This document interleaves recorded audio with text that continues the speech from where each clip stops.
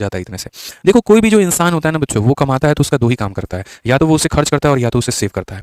ठीक है, तो कहा गया सुरेश के खर्च और बचत का अनुपात। मेरे भाई ये इसका खर्च है और ये उसका बचत है, ये इसका अनुपात है। तो हम इसे 300 बना देते हैं और इसे हम 100 बना देते हैं। तो यहाँ पर एक काम हो जाएगा, इनकम कितना हो जाएगा, इतना। 3 1 को 30 10 भी लिख सकते हैं, 300 400 भी लिख सकते हैं, कहीं पर कोई रोक टोक बच्चों नहीं है। ठीक है, फिर कहा गया उसके वेतन में 25% बढ़ जाता है, इसको 25% बढ़ाना है। किसी भी संख्या का जो 25% होता है इसका मतलब 1/4। 25% का मतलब 1/4, यानी इसको 4 से भाग कर दो, 4 से भाग करोगे तो 100 आएगा, यानी इसमें 100 बढ़ा दिया है। देखो 25% बढ़ाना है, 25% का मतलब होता है, देखो परसेंट से दोनों जीरो खत्म, 25 होके 100 बढ़ा दो, यानी यहाँ पर इनकम इसकी इतनी हो जाएगी।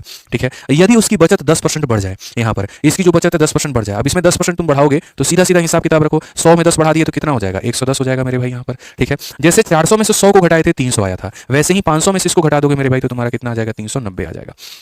ठीक है, तो अब बताओ खर्चा यहाँ पर कितना परसेंट बढ़ गया, बताना जरा भैया। समझदार आदमी हैं आप, आपने 300 की चीज़ को मेरे भाई 390 बना दिया, तो जाहिर सी बात है आपने जो बढ़त की है वो कितने की है, 90 की है। कितने के ऊपर में किया है जनाब, आपने 300 के ऊपर में किया है। इंटू कितना करेंगे सर आप, यहाँ पर 100% करेंगे। तो अगर हम देखें मेरे भाई यहाँ पर 30% हमारा बिल्कुल सही उत्तर है, option number D for Devasena.